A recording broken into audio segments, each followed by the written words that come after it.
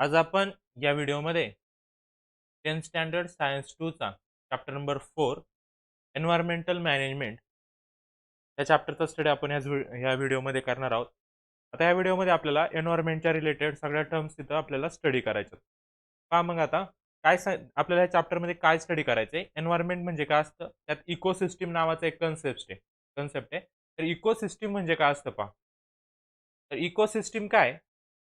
आपण ज्या एन्व्हायरमेंटमध्ये राहतो, आपण म्हणजे कोण? लिव्हिंग ऑर्गॅनिझम, बरोबर? Living organism and non living organism, बरोबर?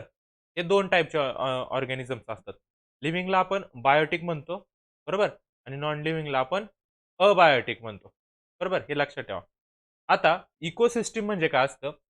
बायोटिक आणि अबायोटिक हे दोन्ही पण फॅक्टर कोणते पहा. Ecosystem is form by biotic and unbiotic factor and their interaction with each other. Ecosystem म्हणजे काय असतं पहा. समजा ही एक इकोसिस्टम आहे, त्याच्यात सगळे येतात. अबायोटिक फॅक्टर पण येतात आणि बायोटिक फॅक्टर पण येतात. म्हणजे लिव्हिंग ऑर्गॅनिझम सुद्धा आणि नॉन लिव्हिंग ऑर्गॅनिझम सुद्धा ज्या एन्व्हायरमेंटमध्ये काय होतात, एकमेकाशी इंटरॅक्शन करतात. इंटरॅक्शन करतात म्हणजे काय असतात? एकमेकावर डिपेंड असतात. काही ना काही कारणास्तव ते काय असतात? एकमेकावर डिपेंड असतात. म्हणजे एकमेकाशी काय करतात? ते इंटरॅक्शन करतात. त्यालाच आपण काय म्हणतो? इकोसिस्टम म्हणतो. काय म्हणतो आपण त्याला? इकोसिस्टम. मग ह्या इकोसिस्टममध्ये पहा, काही ॲनिमल्स असतात, ते कोणत्यातरी प्लांट्सवर डिपेंड असतात त्यांच्या फूडसाठी, बरोबर का? अशी एक फूड चेन असते. काय तर आपल्याला एक फूड चेन दिलेली आहे, बरोबर? म्हणजे काय झालं? प्रत्येकजण प्रत्येकावर कसा आहे? डिपेंड आहे पहा. आता इथं जो प्लांट आहे, हा प्लांट त्याचं फूड तयार करण्यासाठी कोणावर डिपेंड आहे? तर सनवर डिपेंड आहे. कारण सनलाईट पासून तो काय करतो? फोटोसिंथेसिस करतो आणि त्याचं फूड तयार करतो. प्लांट फूड तयार केलं, तर त्याच्यावर डिपेंड कोण आहे? तर ग्रासहॉपर, बरोबर? ग्रासहॉपर काय करतो? प्लांट जे अन्न तयार करतात, त्याला ते खातो. कोण? ग्रासहॉपर प्लांटला खातो आणि स्वतःची भूक भागवतो. ग्रासहॉपरला कोण खातं? तर हा फ्रॉग आहे, तो काय करतो? ग्रासहॉपरला खातो. फ्रॉगला कोण खातो? फ्रॉगला खातात. स्नेकला कोण खातो? तर हे ईगल्स वगैरे असतात, ते काय करतात? स्नेकला खातात. आणि ईगल ज्यावेळेस डाय होतात, त्यांना कोण? जे आपले बॅक्टेरिया वगैरे असतात, ते काय करतात? हे जे डेड झालेले ॲनिमल्स आहेत, त्यांना काय करतात? डिके करतात. डिके करतात आणि काय करतात? परत अर्थ म्हणजे आपली जी सॉईल असते, त्याच्यामध्ये काय करतात? मिक्स करतात. अशी ही फूड चेन काय असते? कंटिन्युअस चालू असते. कुठं? इकोसिस्टममध्ये. तर इकोसिस्टम कळलं काय असतं इकोसिस्टम? की बायोटिक आणि अबायोटिक असे दोन्ही पण फॅक्टर जिथं काय असतात? प्रेझेंट असतात. आणि ते काय असतात? एकमेकावर डिपेंड असतात. म्हणजे त्यांच्यात काय असतं? इंटरॅक्शन असतं. त्याला आपण इकोसिस्टम म्हणतो, बरोबर? आता त्याच्यातला जो प्रत्येक फॅक्टर असतो, बायोटिक फॅक्टर असेल किंवा अबायोटिक फॅक्टर असतो. हा प्रत्येक फॅक्टर काय करतो? एक व्हेरी इम्पोर्टंट रोल स्वतःचा काय करत असतो? तो इकोसिस्टममध्ये प्ले करत असतो, बरोबर? म्हणजे प्रोड्युसर्स असतात. म्हणजे कोण? Plant. Producers like plant are important. आपल्या इकोसिस्टममध्ये सगळ्यात मेन इम्पॉर्टंट पार्ट कोण आहे? प्लांट आहे. कारण प्लांट काय? प्रोड्युसर आहे. प्रोड्युसर म्हणजे कोण? जे काय करतात? फूड तयार करतात. आणि प्लांट काय करतात? स्वतःचं अन्न स्वतः तयार करतात. म्हणून त्यांना आपण ऑटोट्रोफ्स म्हणतो. काय म्हणतो? ऑटोट्रोफ्स. ऑटोट्रोफ्सचा अर्थ काय होतो? ते स्वतःचं अन्न स्वतः तयार करतात. म्हणून प्लांटला काय म्हणतात? प्रोड्युसर म्हणतात. बरोबर? त्याच्यानंतर हार्बिव्हरस. हार्बिव्हरस म्हणजे कोण? जे प्लांटला खातात. बरोबर का? हार्बिव्हरस काय करतात? प्लांटला खातात. असे कोणकोणते हार्बिव्हरस आहे? तर डिअर आहे, goat, sheep, cattle, horses, camels etcetera हे सगळे कोण आहे? हार्बिव्हरस आहे. Feeding upon producers are also important. आता प्रोड्युसर प्लांट आहे. प्लांटला खाणारे हे सगळे कोण? हार्बिव्हरस. हे सुद्धा इकोसिस्टममध्ये काय इम्पॉर्टंट आहे. Predators like lion and tiger which prevent the overpopulation of herbivores and also equally important. आता हे जे हर्बिव्हरस आहे, जे आपण ॲनिमल्स पाहिले प्लांटला खाणारे, त्यांना प्रेडिएटर म्हणजे कोण? जे शिकार करून खातात. असे कोण आहे? लायन असेल किंवा टायगर असेल. हे काय करतात? हे जे हर्बिव्हरस आहे त्यांना काय करतात? त्यांची शिकार करून खाऊन घेतात. त्यांनी काय होतं? हे जे हर्बिव्हरस आहे त्यांचं ओव्हर पॉप्युलेशन होण्यापासून थांबतं. म्हणजे खूप जास्त प्रमाणात सुद्धा हर्बिव्हरस तयार होत नाही. त्यांना कोण खातं? लायन आणि टायगर खातात आणि काय करतात? ते बॅलन्स मेंटेन करतात इकोसिस्टमचा. Question may arise in your mind that whether the caterpillars found in nature, organism present in slithy places, termites, insect present in dugs are really useful. मग आपल्या मनात जर असा क्वेश्चन येतो, कधी-कधी जे छोटे-मोठे किडे वगैरे असतात, ते खरंच एन्व्हायर्नमेंटसाठी इम्पोर्टंट आहेत का? बरोबर. However, those organisms are also important through they are dirty. जरी ते ऑर्गॅनिझम डर्टी असतील, बरोबर? घाण जागेवर राहत असतील तरी सुद्धा ते इकोसिस्टमच्या दृष्टीने कसे आहेत, इम्पॉर्टंट आहेत.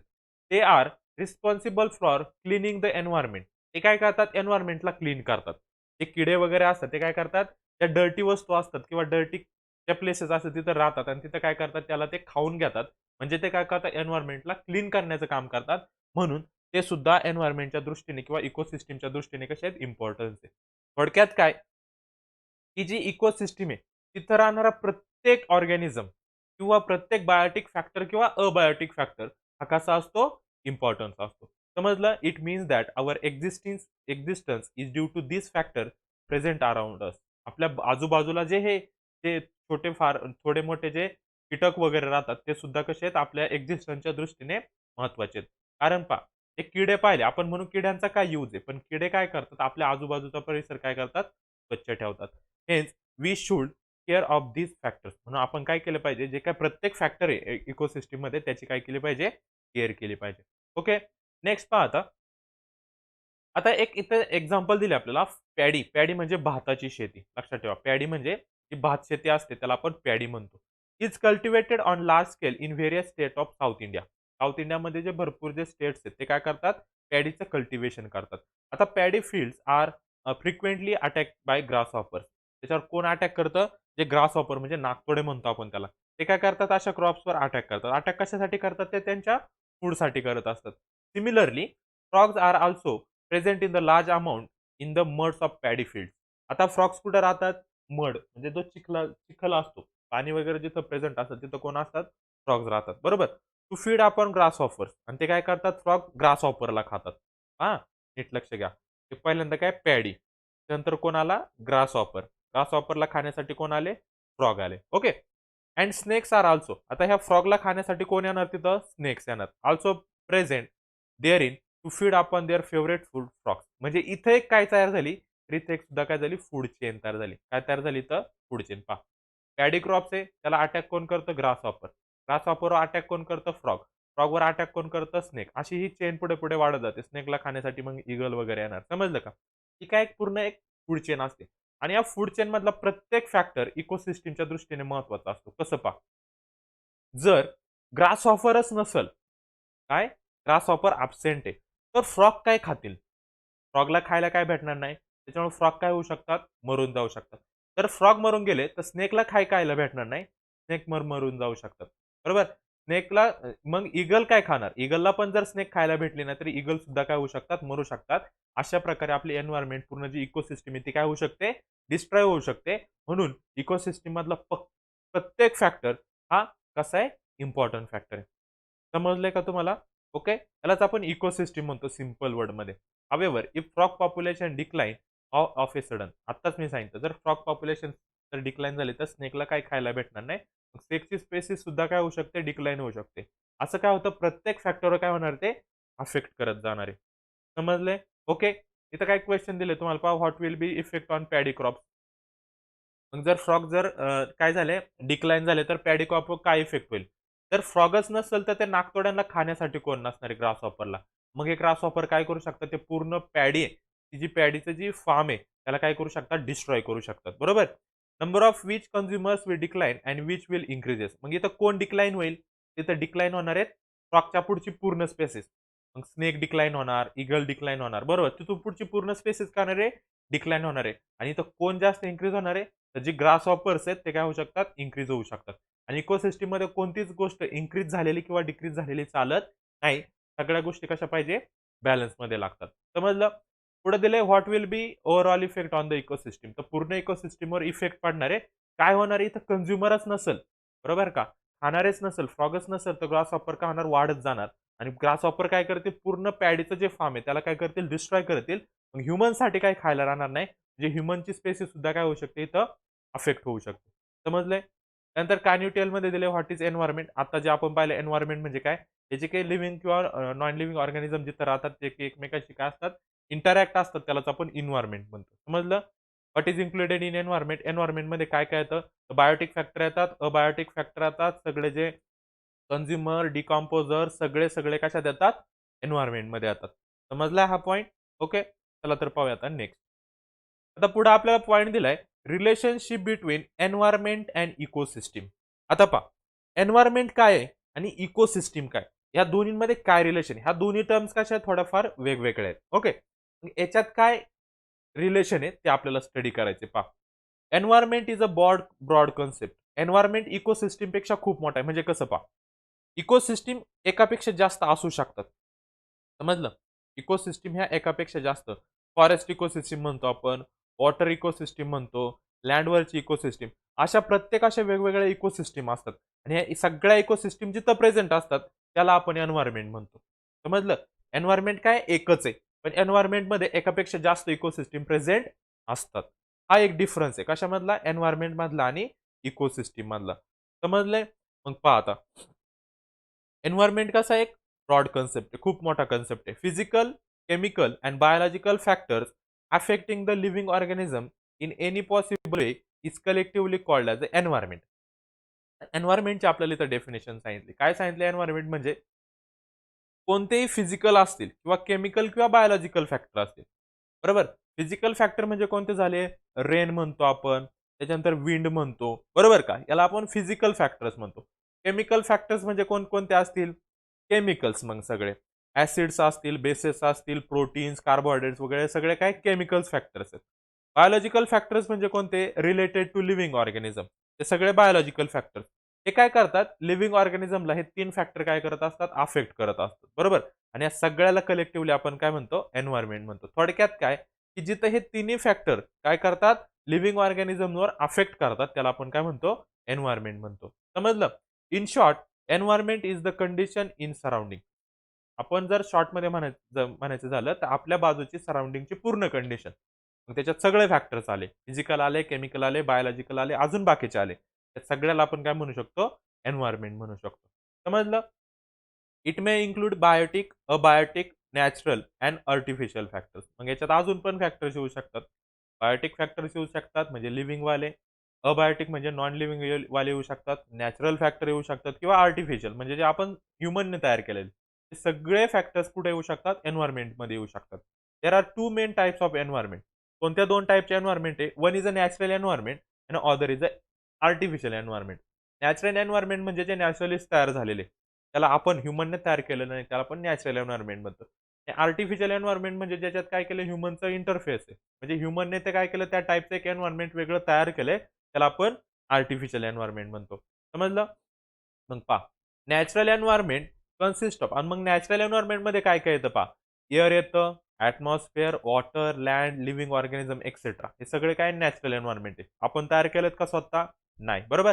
मग continuous interaction occurs between the biotic आणि अबायोटिक फॅक्टर. यात काय होत असतं, की ज्यावेळेस हे फॅक्टर असतात नॅचरल एन्व्हायरमेंटमध्ये, त्यावेळेस बायोटिक आणि अबायोटिक फॅक्टर कोणत्या ना कोणत्या कारणामुळे काय होतात? एकमेकाशी इंटरॅक्शन करत असतात. बरोबर? आता एअर जर पाहिली तर काय आहे ती? अबायोटिक फॅक्टर आहे. पण त्याला यूज करणारा लिव्हिंग ऑर्गॅनिझम हा कोण आहे? बायोटिक फॅक्टर आहे. म्हणजे इथे काय झालं? बायोटिक आणि बायोटिकने काय केलं? एकमेकांशी इंटरॅक्शन केलं. समजलं? Their interaction are very important. Artificial environment is also affecting the natural environment directly or indirectly. आता जे आर्टिफिशियल एन्व्हायरमेंट असतात, ते काय करू शकतात? नॅचरल एन्व्हायरमेंटला अफेक्ट करू शकतात. बरोबर? कारण त्यांच्यामध्ये पण काय असतं? इंटरॅक्शन असतं. मग basically environment consist of 2 basic factor. तसं जर पाहिलं आपण, तर मेन एन्व्हायरमेंटमध्ये पहिले 2 फॅक्टर येतात. एक तर मी सांगितलं होतं आधीचे काय? बायोटिक फॅक्टर आणि अबायोटिक फॅक्टर. बरोबर? The science that deals with the study of interaction between biotic and abiotic factors of the environment is called the ecology. आता पहा, काय आलं एक नवीन वर्ड आपल्याला? इकॉलॉजी. इकॉलॉजीमध्ये कशाचा स्टडी केला जातो? तर इकॉलॉजीमध्ये बायोटिक फॅक्टर, बरोबर, आणि अबायोटिक फॅक्टर, या 2 फॅक्टरचा स्टडी जिथं केला जातो त्याला आपण इकॉलॉजी म्हणतो. काय म्हणतो त्याला आपण? इकॉलॉजी म्हणतो. समजलं? The basic function unit use to study the ecology is called the ecosystem. आणि ही इकॉलॉजीचा स्टडी करण्यासाठी आपल्याकडे जे बेसिक फंक्शन आहे त्याला आपण म्हणतो इकोसिस्टम. समजलं? आता इकोसिस्टम काय असतं पहा. आपण बायोटिक आणि अबायोटिकचा स्टडी कुठं करतो? इकॉलॉजीमध्ये करतो. आणि या इकॉलॉजीचं मेन फंक्शन, बरोबर, त्याचं फंक्शनल युनिट काय आहे? तर ते काय आहे? इकोसिस्टम आहे. त्यात आपण काय करतो? इकॉलॉजीचा पूर्ण स्टडी करतो. समजलं? Environment consist of main ecosystem. मी आधी सांगितलं, एक सिंगल एन्व्हायरमेंटमध्ये एकापेक्षा जास्त इकोसिस्टम प्रेझेंट असू शकतात. Which have studied some ecosystem in earlier classes. A small pond is an ecosystem. पहा, एक तळ आहे, ही सुद्धा एक इकोसिस्टम आहे. तळ्यामध्ये राहणारे मासे असतील, फ्रॉग्स असतील, बाकीचे काय जे किडे वगैरे असतील, हे मिळून सुद्धा काय होते तिथे एक इकोसिस्टम तयार होते. Whenever earth is a large ecosystem. ही छोटी इकोसिस्टम झाल्या. मग एक टोटल जर अर्थ घेतली आपण, तर ही काय होते एक लार्जेस्ट इकोसिस्टम म्हणू शकतो टोटल अर्थला. In brief, biotic and abiotic factors occupying a definite geographical area and their interaction collectively constituent the ecosystem. म्हणजे अर्थवर काय केलंय की बायोटिक आणि अबायोटिक फॅक्टर आहे, त्यांनी काय केलं, अर्थचा एक जिओग्राफिकल एरिया काय केलेला आहे, ऑक्युपाय केलेला आहे. बरोबर. आता अर्थवर जर आपण पाहिलं तर काही ठिकाणी काय लँड आहे आणि काही ठिकाणी काय वॉटर आहे. ह्या दोन्ही पण काय झाल्या वेगवेगळ्या इकोसिस्टम झाल्या. समजलं इथपर्यंत? ओके. पुढे सांगितलं आपल्याला environmental balance is maintain through continuous operation of various natural cycle like water cycle. आता हे जे एन्व्हायरमेंट आहे त्याच्यात काय केलं पाहिजे, बॅलन्स ठेवला पाहिजे. बरोबर. ह्या बॅलन्स ठेवण्यासाठी आपल्याकडे फर्स्ट आहे वॉटर सायकल आहे. म्हणजे पाणी आपल्या एन्व्हायरमेंटमध्ये कसं राहिलं पाहिजे, बॅलन्समध्ये राहिलं पाहिजे. त्याच्यासाठी काय वॉटर सायकल आहे. बरोबर. त्याच्यानंतर कार्बन सायकल आहे. त्यानंतर गॅसियस सायकल आहे. Like nitrogen cycle, oxygen cycle. बरोबर. या सायकल आपल्याला माहिती आहेत. नायट्रोजन सायकल काय असतं, कार्बन सायकल काय असतं आणि ऑक्सिजन सायकल. या सगळ्या सायकल कशासाठी यूज होतात, एन्व्हायरमेंटला बॅलन्स करण्यासाठी. Environmental balance is also maintain due to various food chain of ecosystem. एन्व्हायरमेंटचा बॅलन्स अजून कसा ठेवू शकतो आपण, त्या फूड चेन पाहिल्या होत्या. त्या फूड चेनने पण काय करता येतो आपल्याला एन्व्हायरमेंटमध्ये बॅलन्स ठेवता येतो. समजलं? नेक्स्ट पहा. Human existence is totally impossible without the existence of nature. जर आधी नेचर नसतं तर ह्युमन सुद्धा एक्झिस्ट नसता. ह्युमन लाईव्ह राहिला नसता. कारण ह्युमन जर तसं पाहिलं तर 100% कशावर डिपेंड आहे, नेचरवर डिपेंड आहे. समजलं? Hence it is basic responsibility of human being to prevent the nature without distributing the its balance. त्याच्यामुळे आपली ही एक रिस्पॉन्सिबिलिटी आहे की आपण काय केलं पाहिजे, ह्या नेचरला आपण ज्याच्यावर डिपेंड आहे त्याला काय केलं पाहिजे, प्रिझर्व्ह करून ठेवलं पाहिजे, जपलं पाहिजे त्याला. समजलं? It is said that we have got this earth planet on lease from our future generation and not as an ancestral property for our ancestor. आपण हे समजून घेतलं पाहिजे की अर्थ काय एक आपल्याला एक लीजवर भेटलेली गोष्ट आहे. आपल्या स्वतःच्या मालकीची नाहीये ती. लीज म्हणजे कर्ज. लीजचा अर्थ काय होतोय, कर्ज आहे आपल्यावरती. आपण त्याचं काय केलं पाहिजे, प्रिझर्वेशन नीट केलं पाहिजे. समजलं? Hence we should not forget to conserve it for ourself and for future generation. म्हणून आपण काय केलं पाहिजे, त्या अर्थला आपल्यासाठी किंवा आपल्या फ्युचर जनरेशनसाठी काय केलं पाहिजे, कन्झर्व्ह करून ठेवलं पाहिजे, जपलं पाहिजे. समजलंय? आता आपल्याला पुढचा पॉइंट दिलाय एन्व्हायरमेंटल कन्झर्वेशन. मग आपण याला कन्झर्व्ह केलं पाहिजे. ते कसं कन्झर्व्ह करायचं ते आपल्याला दिलंय.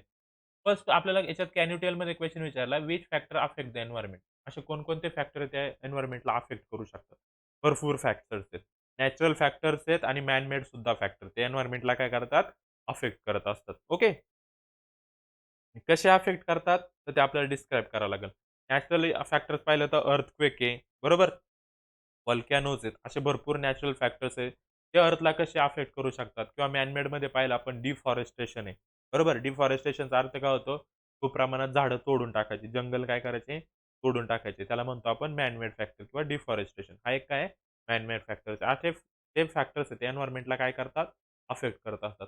What will happen if number of consumers in environment goes on increasing gradually. सांगितले कन्झ्युमर्स म्हणजे खाणारे. बरोबर का? ते काय करतात, जे प्रोड्युसरला खातात. ते जर वाढत गेले एन्व्हायर्नमेंटमध्ये तर काय होईल आपल्याला असं सांगितलं. जर नंबर ऑफ कन्झ्युमर्स जर एन्व्हायर्नमेंटमध्ये वाढत गेले, तर जे प्रोड्युसर आहे ते काय होऊ शकतात, कमी पडू शकतात. म्हणजे कन्झ्युमरला सुद्धा पुरेसं अन्न भेटणार नाही. म्हणून एन्व्हायर्नमेंटमध्ये काय करावा लागतो, बॅलन्स ठेवावा लागतो. समजलं? पुढे सांगितले what will be effect of industry establish on river bank on their river ecosystem. आता हे सिंपल आहे. रिव्हरच्या शेजारी जर काही इंडस्ट्री असेल, इंडस्ट्रीमधून निघणारा घाण कचरा किंवा जे पाणी असतं, ते रिव्हरमध्ये राहणारे फिश वगैरे असेल, तिथली इकोसिस्टम काय करतात, डिस्टर्ब करत असतात. समजलं? When some natural factors of environment and some artificial pollutant factors harm the environment. एन्व्हायरमेंटला कोण-कोण हार्म करू शकतं? काही नॅचरल फॅक्टर्स हार्म करू शकतात किंवा काही आर्टिफिशियल पोल्युटंट असतात, जे आपण इंडस्ट्रीजमधून काय करतो, वॉटरमध्ये सोडतो किंवा जे आपण मॅनमेड फॅक्टर्स आहेत, डिफॉरेस्टेशन वगैरे असेल, पोल्युशन करतात. ते काय करतात, एन्व्हायरमेंटला हार्मफुल असतात. It creates imbalance between various factor. ते काय करतात, एक इनबॅलन्स तयार करतात of the environment and ultimately affect the existence of the biotic factor. आणि काय करतात, जे आधीपासून जे एक्झिस्टन्स आहे बायोटिक फॅक्टर म्हणजे कोणकोणते असेल नेचरमध्ये प्रेझेंट असणारे ट्री असतील, बाकी कोणता सोर्स असेल याला काय करतात ते अफेक्ट करत असतात. समजलं? थोडक्यात काय तर कोणता पण एक फॅक्टर तर तो इम्बॅलन्स झाला, तर तो पूर्ण इकोसिस्टमला काय करतो किंवा पूर्ण एन्व्हायर्नमेंटला अफेक्ट करत असतो. समजलंय हा कन्सेप्ट तुम्हाला?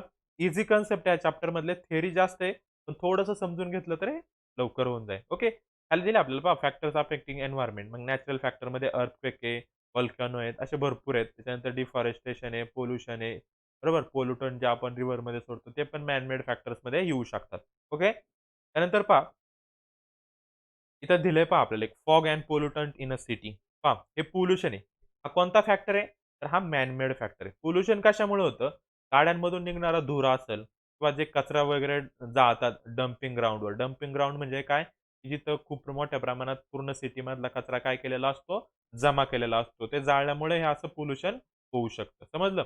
At present many environmental problems have been arises due to effect of various natural and artificial factors on earth. आता आपण काही प्रॉब्लेम्सला काय करतोय? फेस करतोय. फेमस एक्झाम्पल काय? पोल्युशन. बरोबर? हा एक मेन फॅक्टर तो कशामुळे झालाय? काही नॅचरल किंवा आर्टिफिशियल फॅक्टरमुळे हा इफेक्ट काय होतोय? अर्थवर होतोय. बरोबर? Environmental pollution is one of those main factor. Environmental pollution. कसं होतं एन्व्हायर्नमेंटल पोल्युशन? डिफॉरेस्टेशन केल्यामुळे पण एन्व्हायर्नमेंटल पोल्युशन होऊ शकतं. बरोबर? त्याच्यानंतर काही मॅन मेड ॲक्टिव्हिटीज असतील. तर डिफॉरेस्टेशन सुद्धा एक मॅन मेड ॲक्टिव्हिटी आहे. त्याच्यानंतर काही natural activity for example earthquake बरोबर? त्याच्यानंतर व्हॉल्कॅनोज ठीक आहे. त्यानंतर जे पूर वगैरे येतात नद्यांना ती सॉईल वाहून जाते म्हणजे सॉईलचं इरोजन होतं. बरोबर? हे काही फॅक्टर्स काय करतात? अफेक्ट करतात आणि ते कारणीभूत असतात पोल्युशनसाठी. बरोबर? मग पोल्युशनचे भरपूर टाइप आहे. मी आत्ता सांगितलं एक सॉईल पोल्युशन असतं. त्यानंतर एअर पोल्युशन, नॉईज पोल्युशन बरोबर? वॉटर पोल्युशन हे सगळे पोल्युशन अर्थला काय करतात? अफेक्ट करत असतात. जनरली कॉन्टॅमिनेशन कॉन्टॅमिनेशनचा अर्थ होतो भेसळ. कॉन्टॅमिनेशन म्हणजे समजा असं फॉर एक्झाम्पल की प्युअर एअर आहे. ही काय प्युअर हवा आहे. बरोबर? याच्यात पोल्युटंट ॲड झाले. हे काय झाले? कॉन्टॅमिनेटेड झाली. कॉन्टॅमिनेटेड म्हणजे काय? त्याच्यात पोल्युटंट काय झाले? ॲड होणे. त्याला आपण कॉन्टॅमिनेटेड म्हणतो. बरोबर?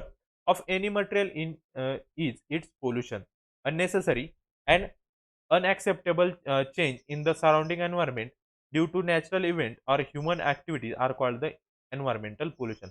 तर आपल्याला कोणी डेफिनेशन विचारले एक्झाममध्ये की what is mean by environmental pollution तर काय लिहिणार आहे आपण डेफिनेशन मध्ये काय लिहायचं पहा कॉन्टॅमिनेशन इथपासून contamination of any material is a in its pollution बरोबर हे नाही लिहिलं तरी चालेल किंवा इथून लिहा काय unnecessary and unacceptable change in surrounding environment due to natural event or a human activity is called the environmental pollution. Environmental pollution म्हणजे काय? सराउंडिंग जे आपलं एन्व्हायरमेंट आहे, त्याच्यात काही अनॲक्सेप्टेबल किंवा अननेसेसरी चेंज होणे. कशामुळे? तर नॅचरल इव्हेंट किंवा ह्युमन ॲक्टिव्हिटीमुळे त्याच्यात झालेले जे चेंज आहे, त्याला आपण एन्व्हायर्नमेंटल पोल्युशन म्हणतो. त्यातील direct or indirect change in physical, chemical and biological properties of air, water and soil. मग एअर, वॉटर अँड सॉइल हे एक एन्व्हायर्नमेंटचा पार्ट आहे. त्याच्यात जर काही अनॲक्सेप्टेबल चेंज झाले, कशामुळे? नॅचरल ॲक्टिव्हिटीजमुळे किंवा ह्युमन ॲक्टिव्हिटीजमुळे. तर त्याला आपण काय म्हणू शकतो? एन्व्हायर्नमेंटल पोल्युशन म्हणू शकतो. समजलंय एन्व्हायर्नमेंटल पोल्युशन काय असतं? मग आपल्याला इथं त्याचे काही फॅक्टर्स दिलेत.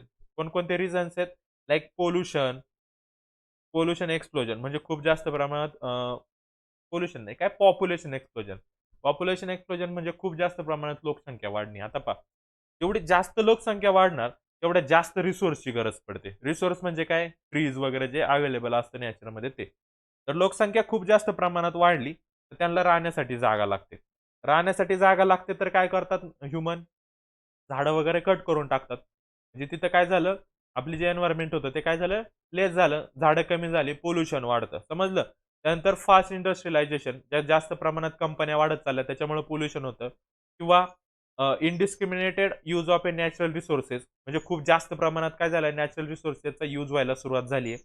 डिफॉरेस्टेशन असेल किंवा unplanned urbanisation are responsible for environmental pollution. हे सगळे रिझन्स आहेत. लक्षात ठेवायचे रिझन्स. कशासाठी?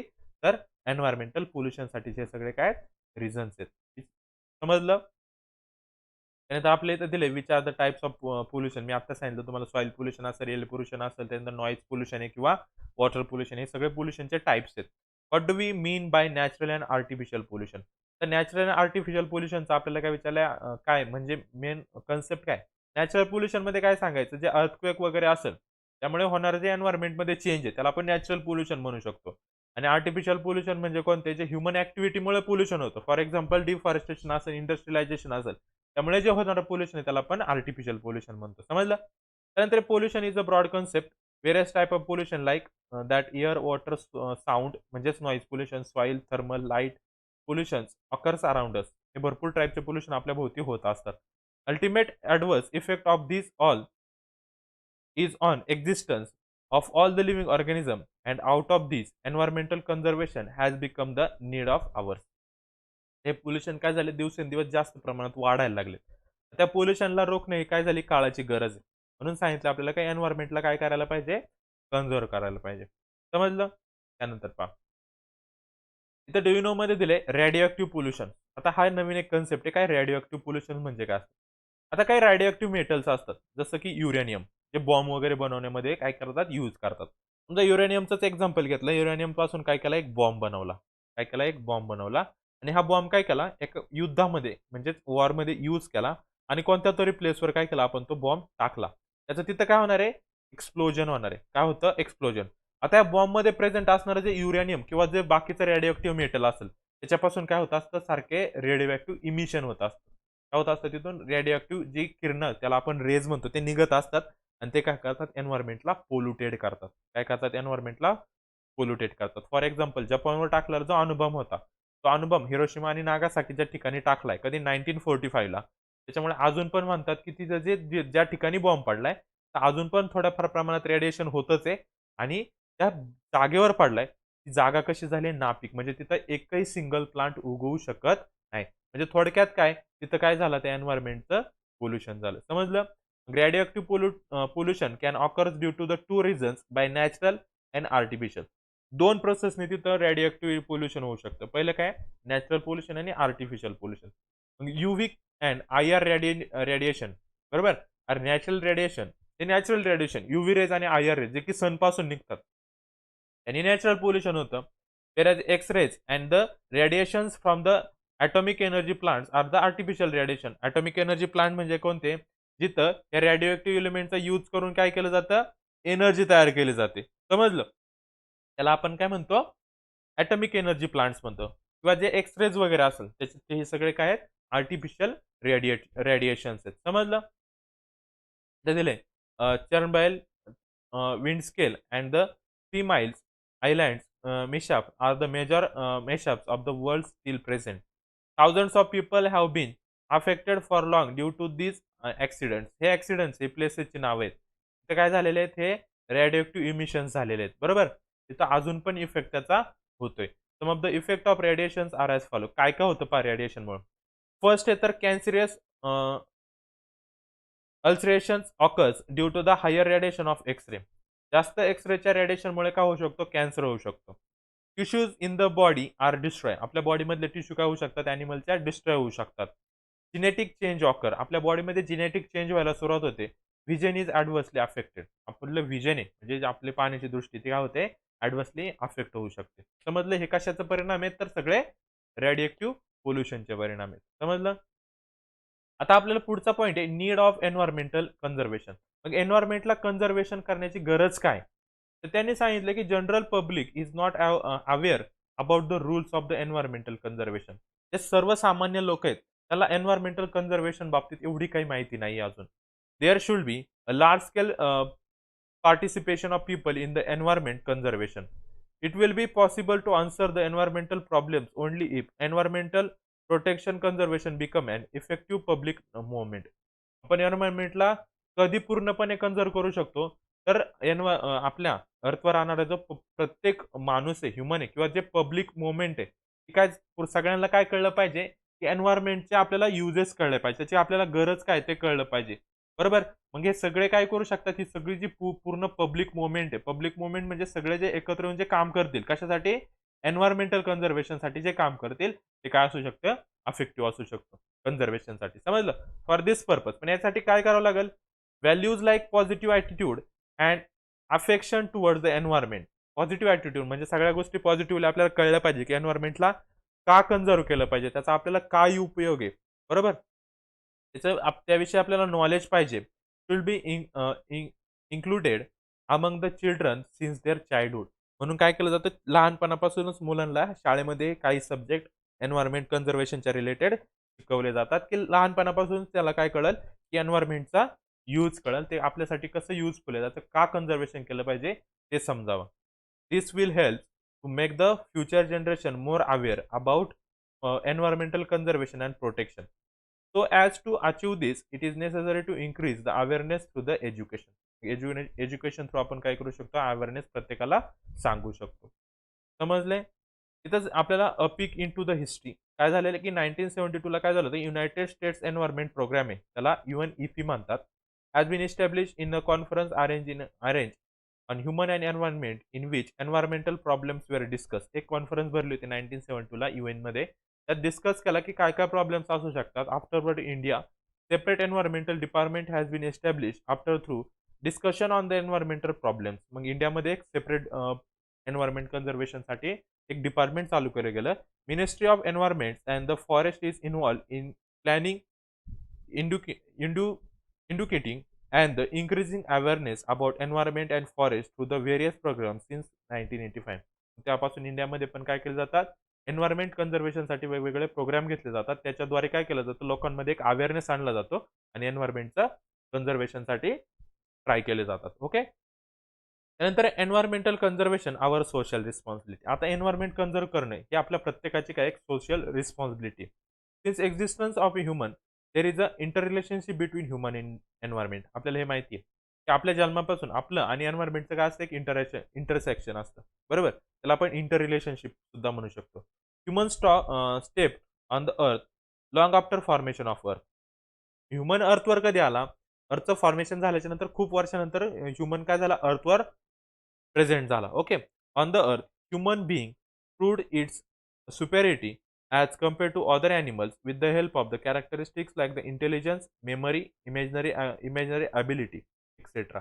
मग बाकीच्या ॲनिमलच्या रिलेटेड जर आपण पाहिलं तर ह्युमन काय एक स्ट्रॉंग एक आपण म्हणतो सुपेरियरिटी म्हणतो, म्हणजे काय, एक मेन अर्थवर राहणार एक मेन आपण काय म्हणू शकतो, ॲनिमल म्हणू शकतो.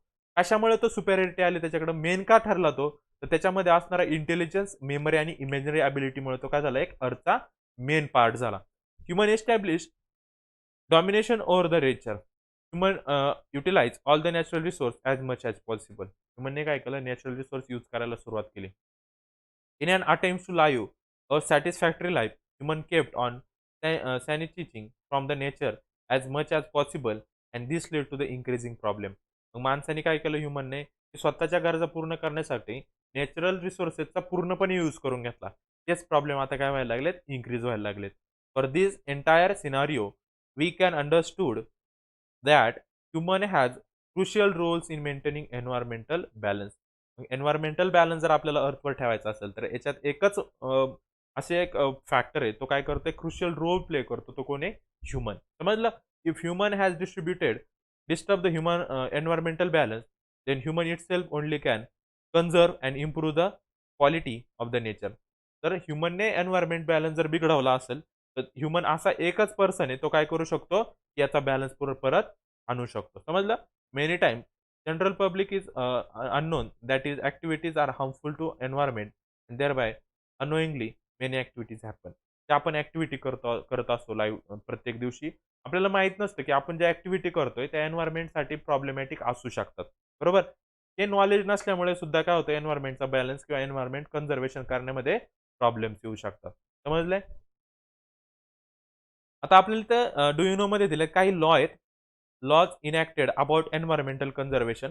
एन्व्हायरमेंट कन्झर्वेशनसाठी काही लॉज आणले गेलेत. त्याच्यातला फर्स्ट आहे फॉरेस्ट कन्झर्वेशन ऍक्ट 1980. ऍक्टनुसार सांगितलेलं आहे की फॉरेस्ट ऍक्टिव्हिटी काय करायच्यात, लिमिटेड ठेवायच्यात, डिफॉरेस्टेशन करायचं नाही. त्याच्यासाठी हा लॉ आहे. जर हा लॉ कोणती डिसऑबे केला तर त्याला 15 दिवस काय होऊ शकतं, इम्प्रिझनमेंट म्हणजे तुरुंगात जायला लागू शकतं. त्यानंतर दुसरा लॉ एन्व्हायरमेंटल कन्झर्वेशन ऍक्ट 1986. ह्या लॉनुसार काय सांगितलंय, purpose of this act is to control the pollution. या लॉनुसार काय करता येईल, पोल्युशन कंट्रोल करता येऊ शकतं. A person breaching this rule. समजा हा जो रूल सांगितलाय काय, की फॅक्टरीमधून किंवा ह्युमन ॲक्टिव्हिटीमुळे काय पोल्युशन झालं नाही पाहिजे. पण हा लॉ जर कोणी काय केला, डिसओबे केला, तर त्याला फाईन पडू शकतो ₹1,00,000. किती फाईन आहे त्याला? ₹1,00,000चा फाईन आहे. समजलं? हे काही लॉ आहेत आपल्या एन्व्हायर्नमेंटच्या रिलेटेड आहेत. असे भरपूर लॉ आहेत, जे की एन्व्हायर्नमेंट कन्झर्वेशनसाठी यूज केले जातात. त्यानंतर एक हिस्ट्री दिलेली आहे आपल्याला. एक माणूस आहे, त्याचं नाव आहे Tadao Molal Peyang is the highly capable person in Assam. आसाममधला एक पर्सन आहे, born in 1963. Is working as a forest worker since the age of 16 year. ज्यावेळेस तो 16 वर्षाचा होता तेव्हापासून तो फॉरेस्ट वर्कर म्हणून काम करतोय. Once large number of the snakes died in the flood of the Brahmaputra river flowing by the village path. ती ब्रह्मपुत्रा रिव्हर आहे ती आसाममधून जाते. त्यांनी काय पाहिलं एक दिवस की खूप जास्त स्नेक काय झालेत, मरून पडलेत फ्लड म्हणजे पुरामुळे. As a preventive measure Molai plant 20 bamboo planets. त्यांनी काय केलं, हा फ्लड्स कंट्रोल करण्यासाठी काय केलं, 20 काय केले, बांबूचे झाडं लावली. In 1979 the local society forest department begins to social afforestation project on 200 acres on land. Molai was one of the few forest worker who were looking after that project. आपण त्या प्रोजेक्टमध्ये होता. काय होता प्रोजेक्ट की 200 हेक्टरमध्ये काय करायचं होतं, सगळी झाडं लावायची होती. अफॉरेस्टेशन म्हणजे झाडे लावणे, डिफॉरेस्टेशन म्हणजे झाडे तोडणे. Molai continue to plant the trees even after completion of the project. Project संपल्याच्या नंतर सुद्धा त्यांनी काय केलं, कंटिन्यू ठेवलं झाडं लावायचं. As a result of his continuation work of planting and caring for the trees the barren area witness the forest cover over the 1360 acres. अशी त्यांनी मिळून किती एकरमध्ये झाडं लावली, तर 1360 एकरमध्ये त्यांनी काय केले होते, झाडं लावली होती. Today the jungle in the Kokilamukh of a Jorhat district of Assam is the result of the hard work from for 30 years. त्यांनी काय केलं, कंटिन्यू 30 वर्ष काय करत होता तो, हे काम करत होता. He has been awarded. त्यासाठी याला अवॉर्ड भेटला कोणता, Padmashri award by the government of India for this unparallel work. नाव it will known as a Molai jungle. त्याला नाव पण काय दिलं, त्याच्या नावावरूनच नाव दिलंय मोलाई जंगल. Many peoples come together to destroy the forest but a single person if determined can establish a new forest. असं सांगितलंय की 1000 माणसं जर जंगल डिस्ट्रॉय करू शकतात, तर त्याला एक माणूस सुद्धा काय करू शकतो, परत तयार करू शकतो न्यू फॉरेस्ट. त्यासाठी एन्व्हायर्नमेंटल कन्झर्वेशनसाठी प्रत्येकाने काय करायला पाहिजे, स्वतःचा रोल प्ले केला पाहिजे. ओके. त्यानंतर पुढचा पॉइंट आहे की environmental conservation and biodiversity. Biodiversity म्हणजे त्याचा मराठीमध्ये त्याला म्हणतो जैवविविधता. काय म्हणतो, जैवविविधता. त्याचा अर्थ काय होतो, आपलं जे एन्व्हायरमेंट आहे ना, त्याच्यामध्ये राहणारे वेगवेगळ्या प्रकारचे बर्ड्स असतील, ॲनिमल्स असतील किंवा अजून बाकीचे घटक असेल, त्यांना पूर्ण याला काय म्हणतो आपण, बायोडायव्हर्सिटी म्हणतो. समजलंय काय बायोडायव्हर्सिटी? आता इथं पहा काय सांगितलंय, most harmful effect of environmental pollution occurs on the living organism. आता एन्व्हायरमेंटचे पोल्युशनचे सगळ्यात जास्त इफेक्ट कोणावर होतो, लिव्हिंग ऑर्गॅनिझमवर होतो. Have you seen some example of this in your area? Our living world had been richly diverse. आपलं जे लिव्हिंग वर्ल्ड आहे कसं आहे, रिचली डायव्हर्स म्हणजे आपल्याला इथं वेगवेगळ्या प्रकारचे प्लांट पाहायला भेटतात, वेगवेगळ्या प्रकारचे ॲनिमल्स पाहायला भेटतात किंवा बाकीचे पण घटक आपल्याला काय भेटतात ह्या एन्व्हायरमेंटमध्ये पाहायला भेटतात. म्हणून त्याला काय म्हणतात, बायोडायव्हर्सिटी म्हणतात. समजलं? It consist of varieties of a plant like plants and animals. However we are not able to see some species animal about which we had listen from our earlier generation.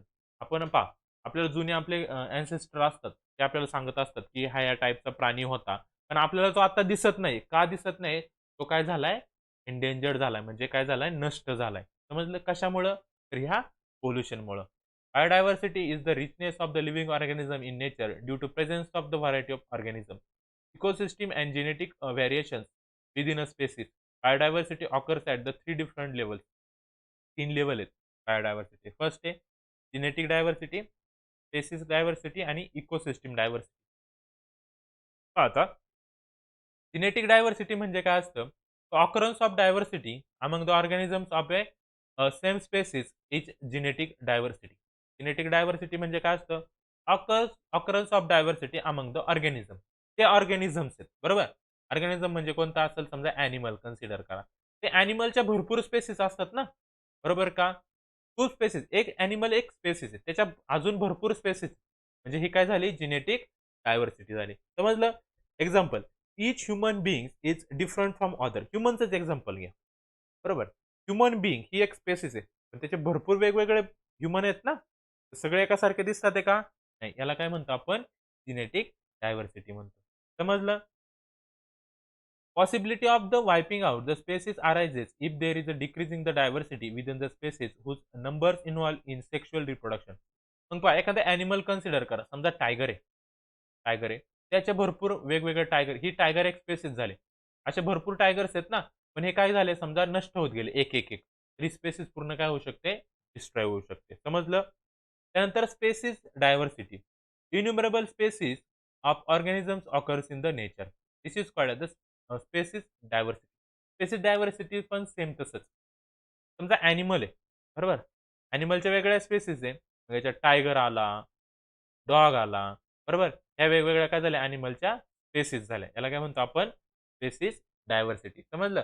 Spaces diversity include various type of plants, animals and microbes. Okay. त्यानंतर ecosystem diversity म्हणजे many ecosystems are present in each region. प्रत्येक रिजनमध्ये पाहिलं तर आपण वेगवेगळा ecosystem पाहतो. मग समजा पॉन्ड इकोसिस्टम म्हणजे पाण्यातली, लँड इकोसिस्टम अशा वेगवेगळ्या टाइपच्या इकोसिस्टम आपल्याला पाहायला भेटतात. Ecosystem is form through the interaction between plant animal, their habitats and change in the environment. Okay, each ecosystem has its own characteristics, animal, plant, microbes, and the abiotic factors. Ecosystem are also of a two types of a two types are natural and artificial. आता ecosystem diversity कळले असेल की मागाशी सांगितलं होतं एक आपलं पूर्ण एन्व्हायरमेंट आहे. एक वेगळं इकोसिस्टम असेल, pond ecosystem, lake ecosystem, river ecosystem, sea ecosystem, land ecosystem, अशा वेगवेगळ्या काय असतात इकोसिस्टमच्या डायव्हर्सिटी असतात. ओके. इकोसिस्टमचे दोन पार्ट, एक आहे नॅचरल इकोसिस्टम जे नॅचरलीच तयार झाली आहे, किंवा आर्टिफिशियल इकोसिस्टम म्हणजे जी ह्युमनने तयार केली आहे. ओके. इथे दिले पहा, स्केअर्ड ग्रोव्हज म्हणजे काय? The forest conserve in the name of the god and considered to be sacred as a sacred grove. ते देवाच्या नावाने राखीव ठेवलेलं असतं. बरोबर? त्याला काय म्हणतात? स्केअर्ड ग्रोव्हज म्हणतात. There are in fact sanctuaries conserved by the society and not by the government forest department. पहा, सॅनिटरीज म्हणजे जे प्रायव्हेट पार्क वगैरे असतात, बरोबर? जे प्रायव्हेटली काय केलेलं असतात, कन्झर्व करून ठेवलेलं असतात. असे काय असेल किंवा वेगवेगळ्या ज्या गव्हर्नमेंट एजन्सी असतात त्यांनी जे कन्झर्व केलेले असतात छोटे मोठे जंगल वगैरे. समजलं? त्यानंतर पहा, as it has been conserved in the name of a god, it has special protection. आपण तर पाहिले इंडियामध्ये देवाला जास्त महत्व आहे. तर देवाच्या नावाने कोणती गोष्ट कन्झर्व करून ठेवली तर त्याला हात लावायचा कोणी ट्राय करत नाही. त्यालाच काय म्हणतात? स्केअर्ड ग्रूज म्हणतात. सगळे त्याला काय करतात? घाबरतात. शक्यतो त्याला हानी पोहोचवत नाही. These clusters of a thick forest are present not only Western Ghat of India but in the entire country. असे छोटे-मोठे कन्झर्वेशन पूर्ण आपल्या देशामध्ये प्रेझेंट आहेत. More than 13,000 sacred groves has been reported India. इंडियाचा जर सर्व्हे केला त्यांनी त्याच्यात पाहिलं की असे 13,000 स्केअर्ड ग्रूव्हज आहेत प्रेझेंट इंडियामध्ये, जे काय केलेत? कन्झर्व करून ठेवलेले. समजलं हे? तर खाली आपल्याला हे काय सिम्बॉल्स दिलेले आहे. बरोबर का? हे ग्रीन एनर्जीचा सिम्बॉल आहे. इलेक्ट्रिसिटी, सोलार एनर्जी वापरा असं सांगितलंय. कचरा नीट कचऱ्याचे विल्हेवाट लावा त्याचा सिम्बॉल आहे. इथं हा पाणी वाचवा, सायकलचा यूज करा म्हणजे पोल्युशन होणार नाही. असे काही सिम्बॉल दिलेले आहेत आपल्याला इथं. ओके. त्यानंतर पहा इथं दिलंय माय रोल्स इन एन्व्हायर्नमेंट. आपण काय करू शकतो? आपण एन्व्हायर्नमेंटला कन्झर्व करू शकतो. म्हणजे काय? जे अवेलेबल रिसोर्स आहेत त्याला काय करू शकतो? आपल्याला पाहिजे तेवढेच वापरू शकतो. त्याच्यानंतर कंट्रोल करू शकतो. काय कंट्रोल करू शकतो आपण? Preventing the harms. जे एन्व्हायर्नमेंटला हार्म करतो आपण ते प्रिव्हेंट करू शकतो. Stopping the harmful activities. ज्या हार्मफुल ॲक्टिव्हिटीज ज्याने एन्व्हायर्नमेंट पोल्युशन होऊ शकतं, त्याला कंट्रोल करू शकतो. आपण सगळ्यांचे माइंडसेट चेंज करू शकतो. त्यानंतर प्रोडक्शनमध्ये काय करू शकतो आपण? Revival of A harm factor of A environment, attempting innovation. Innovative idea करून आपण अफॉरेस्टेशन करू शकतो, पोल्युशन थांबवू शकतो. त्यानंतर अवेअरनेस कसा देऊ शकतो? एज्युकेशनद्वारे देऊ शकतो, गाईडन्स देऊ शकतो, अवेअरनेस करू शकतो प्रत्येक पीपलमध्ये. इमिटेशन्स आहे, त्याच्यानंतर ऑर्गनायझेशन आहे, पार्टिसिपेशन आहे, प्रत्येक वेगवेगळ्या टाइप्स आहेत. त्यांनी काय करू शकतो? आपण प्रत्येकाला अवेअर करू शकतो. नंतर प्रिव्हेन्शन करू शकतो आणि प्रिझर्वेशन करू शकतो. समजलं? हा चार्ट मेन या इम्पॉर्टंट चार्ट आहे, हा नीट लर्न करायचा. ओके. त्यानंतर पहा पुढे आपल्याला काय दिलंय, हॉटस्पॉट्स ऑफ बायोडायव्हर्सिटी. मग पहा आपल्या देशामध्ये असे 34 highly sensitive biodiversity spots are reported all over the world. आपल्या देशात नाही, पूर्ण जगामध्ये असे 34 काय आहेत, हॉटस्पॉट्स आहेत बायोडायव्हर्सिटीचे. हॉटस्पॉट्स म्हणजे काय, तिथं काय होऊ शकतं, बायोडायव्हर्सिटी धोक्यात असू शकते. असे किती आहेत, 34 हॉटस्पॉट्स आहेत. Such areas had once occupy 15.7% land on the earth. असे एरिया आधी त्यांची जागा खूप जास्त होती, 15.7% होती अर्थवर. ते आता काय झाली आहे, कमी झाली आहे. At present 86% of the sensitive areas are already destroyed. पहा आतापर्यंत 86% जे सेन्सिटिव्ह एरियाज होते बायोडायव्हर्सिटीचे काय केलेत, डिस्ट्रॉय केले गेलेले आहेत. Okay. Presently only 2.3 area of earth has been left over with the sensitive spot. पहा आधी किती होता, 15.7% होता. त्यात आता किती राहिला, फक्त 2.3% एरिया राहिलाय. म्हणजे काय झालंय याच्यातला 86% एरिया काय केलाय, आपल्या ज्या ॲक्टिव्हिटी आहे पोल्युशनच्या त्याच्यामुळे काय झालाय, तो डिस्ट्रॉय झालाय. It include 1,50,000 plant species which are 50% of the earth world count. त्याच्यातला 1,50,000 प्लांट स्पेसिस काय झाल्यात, डिस्ट्रॉय झालेल्या आहेत. ओके. त्या की 50% मानल्या जातात पूर्ण जगाच्या. समजलं का? As far as India consider, जर आपण हा झाला वर्ल्ड बाबतीत. तर इंडियाच्या बाबतीत विचार केला तर out of 135 species of animal, आधी ज्या 135 स्पेसिस होत्या ॲनिमलच्या, म्हणजे 135 प्रकारचे जे ॲनिमल होते, त्यातले 85 species are found in the jungle. त्यातले 85 स्पेसिस जंगलामध्ये होत्या of eastern region. About 1500 endemic plant species are found in the Western Ghat. Out of the total plant species the entire world 50,000 are endemic. तर total वर्ल्डमध्ये आपण काय केल्या, प्लांटच्या spaces पाहिल्या, त्याच्यातल्या 50,000 स्पेसिस काय आहेत, एंडेमिक झाल्यात. एंडेमिक झाल्या म्हणजे काय, डिस्ट्रॉय झालेले आहेत. कलेक्ट मोर इन्फॉर्मेशन, तर आपण याची भरपूर इन्फॉर्मेशन पण आपल्याला भेटू शकते, फक्त याच्यातलं थोडंसंच लक्षात ठेवायचं. आपल्याला काल दिले 3 endangered heritage places of country. आपल्या कंट्रीमध्ये असे कोणत्या इंडेंजर्ड स्पेसिस, इंडेंजर्डचा अर्थ काय होतो, जे की डिस्ट्रॉय होण्याच्या मार्गावर आहेत, त्याला इंडेंजर्ड म्हणतो. Western Ghat spread over the state of Gujarat, Maharashtra, Goa, Tamil Nadu and Kerala. तो वेस्टर्न घाट हे पूर्णपणे हे मुख्य त्याच्यात राज्य येतात. Has been endangered due to mining industry and search of a natural gas. हे जे ह्युमन ऍक्टिव्हिटी तिथं चालू आहेत, मायनिंग इंडस्ट्री असेल म्हणजे ते खोदकाम करून जे धातू काढतात जमिनीतून ते असतील, किंवा जे काही नॅचरल गॅस काढणारे जे खाणी असतील, त्याच्यामुळे ह्या जिकडचा हा जो किनारा आहे आपला वेस्टर्न घाट, तो काय इंडेंजर्ड स्पेसिस मध्ये आलाय. समजलं? Habitats of a ascetic lions and wild bison of this region have been under threat. आणि इथं राहणारे जे ॲसेटिक लायन्स आहेत, सिंह किंवा बायसॉन असेल, म्हणजे एक शेंगी गेंडा वगैरे, ते काय झालेत, डिस्ट्रॉय होण्याच्या मार्गावर आहेत. त्याच्यानंतर पुढे दिलं आपल्याला, Manas sanctuary of the Assam is under the threat due to the dam and the indiscriminated use of the water. हा आसाममध्ये एक सॅनिटरी पार्क आहे, त्याचं नाव आहे मनास. तिथं जो डॅम आहे त्याच्यामुळे याच्यावर सुद्धा काय धोका आहे. बरोबर. Tiger and rhino of that region are under threat. तिथले जे टायगर आणि रिहिनो आहेत त्यांना पण काय धोका आहे ह्यामुळे. त्यानंतर सुंदरबन सॅनिटरी जर पाहिलं आपण वेस्ट बेंगॉलमध्ये, ती कशासाठी प्रसिद्ध आहे, टायगरसाठी. बरोबर. However the tiger pollution of and overall local environment is seriously challenge by dam, deforestation, exclusive fishing, trenching dug of the same. तिथं ज्या ऍक्टिव्हिटी चालू आहेत ह्युमनच्या, डिफॉरेस्टेशन असेल किंवा ते डॅम वगैरे बांधतात, तर त्याच्यामुळे तिथं सुद्धा काय होऊ शकतं, ह्या स्पेसिस एंडेंजर्ड होऊ शकतात. समजलं? तर या सगळ्याला काय केलं पाहिजे, आपण कन्झर्व केलं पाहिजे. त्यानंतर पहा नेक्स्ट पॉईंट आपल्याला, classification of the threaten species. अशा कोणकोणत्या थ्रेटन स्पेसिस आहे त्याचं क्लासिफिकेशन केले. थ्रेटनचा अर्थ काय होतो, त्या की डिस्ट्रॉय होण्याच्या मार्गावर आहेत, त्याला आपण थ्रेटन स्पेसिस म्हणतो. बरोबर. मग अशा फर्स्ट कॅटेगरी येते त्याच्यात इंडेंजर्ड स्पेसिस, त्यानंतर येते रिअर स्पेसिस, व्हॅल्युएबल स्पेसिस आणि इनडिटर्मिनाइट स्पेसिस. आता याचा अर्थ काय होतो पहा प्रत्येकाचा, हे नीट लक्षात घ्या. हे सगळ्या थ्रेटन स्पेसिसचे टाइप्स आहेत. मग इंडेंजर्ड स्पेसिस म्हणजे काय, either the number of this organism is decline, एकतर यांचे नंबर खूप कमी झालेत, किंवा of their habit is shrunk to such and extent that they can be extinct in the near future if conservative measures are not implemented. इंडेंजर्डचा स्पेसिसचा अर्थ काय होतो, या स्पेसिस खूप कमी नंबरमध्ये, जर आपण फ्युचरमध्ये याचं कन्झर्वेशन केलं नाही तर ह्या डिस्ट्रॉय होऊ शकतात.